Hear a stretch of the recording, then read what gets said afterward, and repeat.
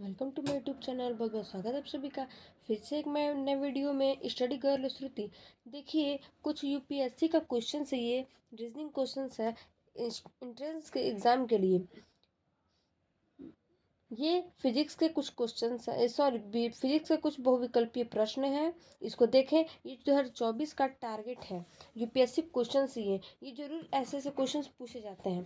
तो आइए देखते हैं पहला क्वेश्चन क्या है। पहला क्वेश्चन है, एक ट्रांसफर में कौन सी क्षति नियत रहती है। बोला है कि कोई एक ट्रांसफर है और उसमें कौन सी क्षति नियत रहती है। तो पहला ऑप्शन है कॉपर, दूसरा है स्ट्रे, तीसरा है आयरन, चौथा है घर्षण। तो इसमें एक एक ट्रांसफर में आयरन क्षति नियत रहती है। जो आयरन होता है, आयरन वो क्या रहता है, वो नियत रहता है, मतलब कि कहीं अपने स्थान से दूसरे स्थान पे नहीं जाता है। उससे क्या बोलते हैं कि ये आयरन की नियत क्या होती है, नियत रहती है। आयरन जो होता है उसको क्या होता है, नियत रहता है। तो इसका राइट आंसर है क्या, आयरन। आइए देखते हैं दूसरा क्वेश्चन क्या है। दूसरा क्वेश्चन है, भारतीय मानकों के अनुसार लाइट एंड फैन के एक उप परिपथ में अधिकतम कितने उपभोग बिंदु हो सकते हैं। बोला है कि जो लाइट एंड फैन मतलब कि लाइट और जो फैन है उसमें उपरिथ में मतलब कि अधिकतम, जो लाइट और फैन है उसमें अधिकतम कितने उपभोग बिंदु हो सकता है, मतलब कितना बिंदु हो सकता है। तो पहला ऑप्शन है 10, दूसरा है 12, तीसरा है 8 और चौथा है 15। तो इसका सही आंसर क्या है दोस्तों, ए 10। ये 10 क्या है, सही आंसर है। इसमें जो सॉरी ये सही आंसर है 10। इसमें जो अधिकतम कितने बिंदु होते हैं, तो 10 विभोग बिंदु होते हैं। आइए देखते हैं अगला प्रश्न क्या है। तीसरा प्रश्न, तीसरा प्रश्न क्या बोल रहा है। स्टार संयोजन में 415 वोल्ट फेज वोल्टेज की लाइन वोल्टेज का मान क्या होगा। बोल रहा है कि जो स्टार संयोजन मतलब जो स्टार वोल्ट फेज है वो 415 वोल्ट का है, ठीक है।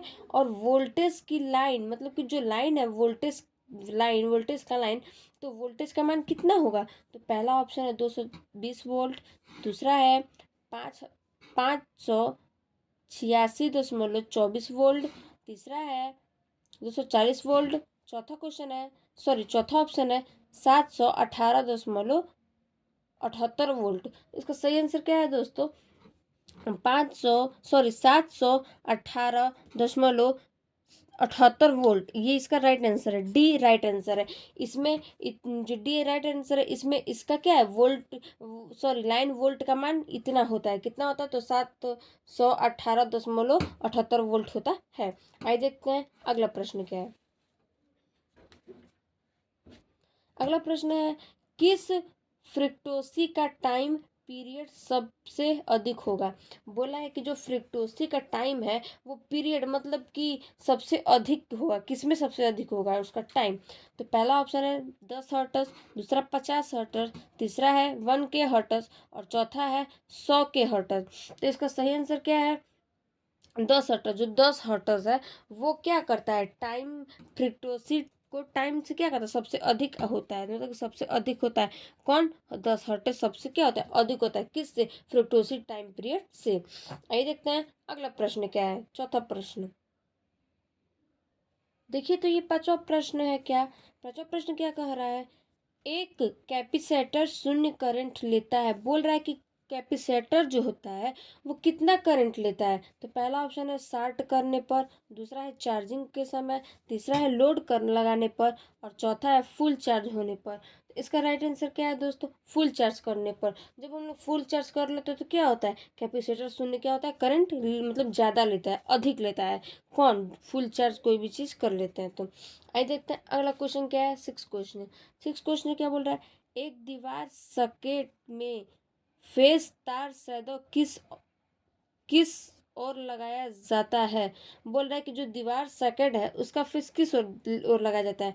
तो पहला ऑप्शन है दाईं ओर, पहला ऑप्शन है बाईं ओर, दूसरा है दाईं ओर, तीसरा है मोटी पिन पर, चौथा है कहीं भी लगा सकते हैं। तो इसका सही आंसर क्या है दोस्तों, इसका सही आंसर है दाईं ओर, मतलब कि जब हम लोग क्या करते हैं, जो दीवार पे सॉकेट फेज लगाते हैं वो कहाँ लगाते हैं, तो दाईं ओर लगाते हैं। इसका सही आंसर है। आइए देखते हैं अगला प्रश्न क्या है।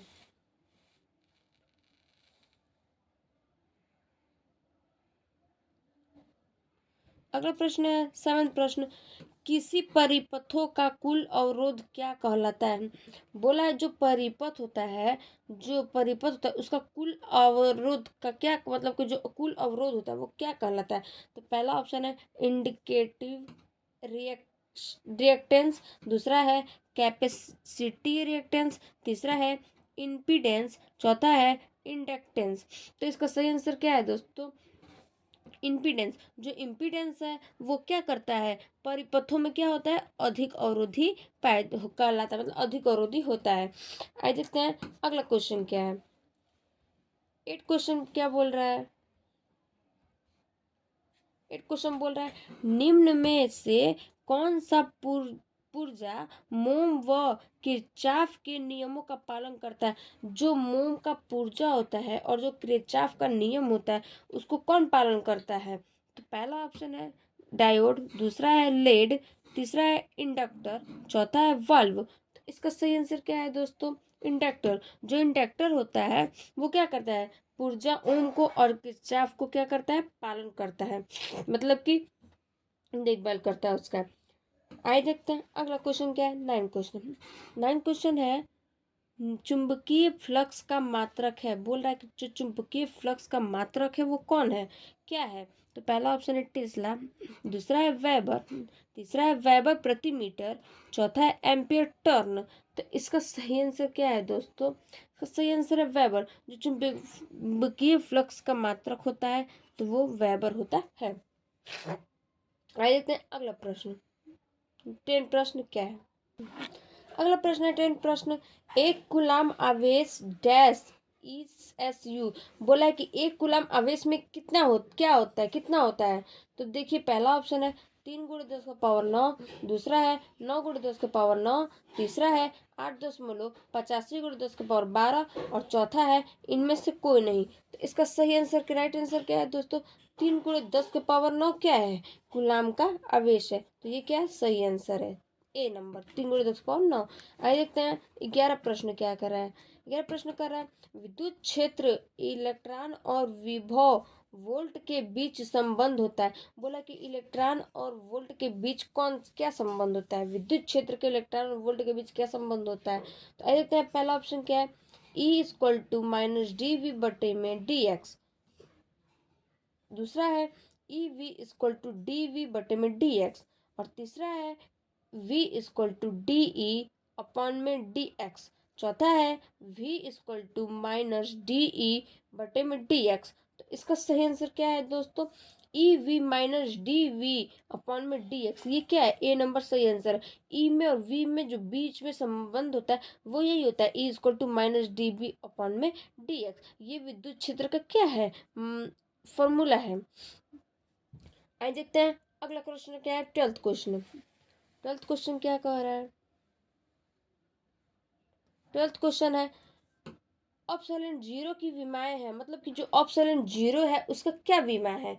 तो आइए देखते हैं पहला ऑप्शन क्या है, m-1 l पे -क्यूब t पे क्यूब और a, दूसरा है m-1 l पे -क्यूब t पे 4 a पे स्क्वायर, तीसरा है m पे 0 l पे 0 t पे 0 a पे 0, चौथा है m³ l-क्यूब t³ a³। तो इसका सही आंसर क्या है दोस्तों, राइट आंसर इसका क्या है, बी m-1 l⁻³ t पे 4 और a पे 2। ये किसका मात्रक है, विमाएं है, मतलब किसका विमाएं है मतलब मात्रक है। तो ये ऑप्शन 0 की मात्रक है। आइए देखते हैं अगला प्रश्न क्या है। अगला प्रश्न है एक स्थिर आवेश उत्पन्न करता है केवल विद्युत क्षेत्र, केवल चुंबकीय क्षेत्र, सॉरी, एक स्थिर आवेश उत्पन्न करता है, मतलब कि एक स्थिर आवेश है वो क्या उत्पन्न करता है। तो देखिए पहला है केवल विद्युत क्षेत्र, दूसरा है केवल चुंबकीय क्षेत्र, तीसरा है विद्युत क्षेत्र तथा चुंबकीय क्षेत्र दोनों, चौथा है कोई क्षेत्र उत्पन्न नहीं करता। तो इसका राइट आंसर क्या है, इसका राइट आंसर केवल विद्युत क्षेत्र। जो विद्युत क्षेत्र है वो क्या करता है, आवेश को उत्पन्न करता नहीं है। आइए देखते हैं अगला प्रश्न क्या है। 14 प्रश्न बोल रहा है, द्रव की एक बूंद को आवेशित करने पर उसके सिकुड़ने की प्रवृत्ति। बोल रहा है कि जो द्रव की एक बूंद है वो उसकी आवेशित को क्या करता है, सिकुड़ने की प्रवृत्ति पूछ रहा है। प्रवृत्ति क्या है, तो पहला ऑप्शन है बढ़ती है, दूसरा है घटती है, तीसरा है अपरिवर्तित रहती है, चौथा है इनमें से कोई नहीं। तो इसका राइट आंसर क्या है, इसका राइट आंसर है घट इसका राइट आंसर है घटती है। जो जो आवेशित करने का जो सिकुड़ता, जो प्रवृत्ति बूंद से क्या होता है, सिकुड़ना है, वो क्या है, तो घटती है। प्रवृत्ति इसकी क्या होती है, घटती है। राइट आंसर है दूसरा, घटती है। आइए देखते हैं अगला प्रश्न क्या है। 15 प्रश्न क्या बोल रहा है, आवेश वितरण से, मतलब कि जो आवेश वितरण से है वो कौन सा मान है। तो पहला ऑप्शन है ऊर्जा का ह्रास होता है, दूसरा ऑप्शन है ऊर्जा की वृद्धि होती है, तीसरा है ऊर्जा का मान नियत रहता है, चौथा है इनमें से कोई नहीं। तो इसका सही आंसर क्या है दोस्तों, ऊर्जा का ह्रास होता है। किस में, आवेशी जो वितरण है वो क्या होता है, ऊर्जा का ह्रास होता है। आइए देखते हैं अगला प्रश्न क्या है। 16 प्रश्न क्या बोल रहा है, संधारित्रों के समांतर संयोजन में जो राशि प्रत्येक संधारित्र के समान रहती है वो क्या है। बोल रहे कि जो संधारित्रों के समांतर संयोजन में जो राशि होता है वो धारित्री के समान रहती है, तो वो है क्या, मतलब क्या है वो। तो पहला ऑप्शन है आवेश, दूसरा है ऊर्जा, तीसरा है विभवांतर, चौथा है धारिता। तो इसका राइट आंसर क्या है दोस्तों, इसका राइट आंसर है सी है इसका राइट आंसर, विभवांतर। जो विभवांतर है क्या करता है, संधारित्र के समान रहती है, लेकिन वो क्या कहलाती है, तो ये विभवांतर कहलाती है। आइए देखते हैं अगला प्रश्न क्या है। 17 प्रश्न, साबुन के एक बुलबुले को जब आवेशित किया जाता है तो उसकी त्रिज्या क्या है। मतलब उसकी त्रिज्या पूछ रहा है कि साबुन के जब बुलबुले होते हैं तो उसकी आवेश किया जाता है, जो आवेशित किया जाता है तो उसकी त्रिज्या क्या होती है। तो देखिए पहला ऑप्शन है बढ़ती है, दूसरा है घटती है, तीसरा है अपरिवर्तित हो रहती है, चौथा है शून्य हो जाता है। तो इसका सही आंसर क्या है दोस्तों, बढ़ती है। क्यों बढ़, इसकी त्रिज्या क्या होती है, बढ़ती है। किससे, बुलबुल, जैसे मान लीजिए पानी में हम लोग बुलबुला करते हैं या कुछ बीच में बुलबुला करते हैं तो क्या होता है, बढ़ता है, घटता तो नहीं है। तो इसमें क्या होता है, आवेशित जो किया जाता है उसी त्रिज्या को क्या करते हैं हम लोग, तो बढ़ती है, उसकी क्रिया क्या होती है, बढ़ती है। आइए देखते हैं अगला प्रश्न क्या है। अगला प्रश्न है विस्थापन धारा का मात्रक है। बोला है कि विस्थापन धारा का मात्रक क्या है। तो पहला ऑप्शन है एम्पियर, दूसरा है एम, तीसरा है ओ एम ए, चौथा है जे।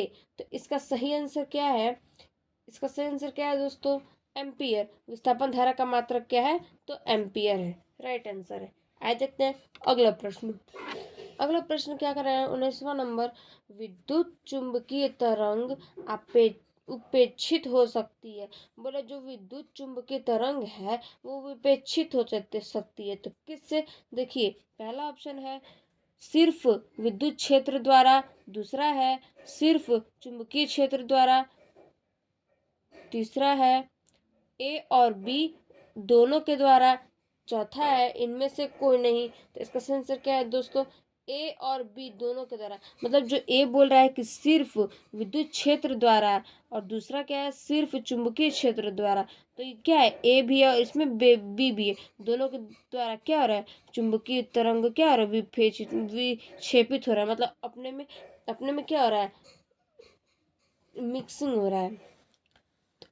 अगला प्रश्न क्या है, लास्ट प्रश्न है। देखिए लास्ट प्रश्न, mu zero alpha zero bracket close 1/2 का मान होता है।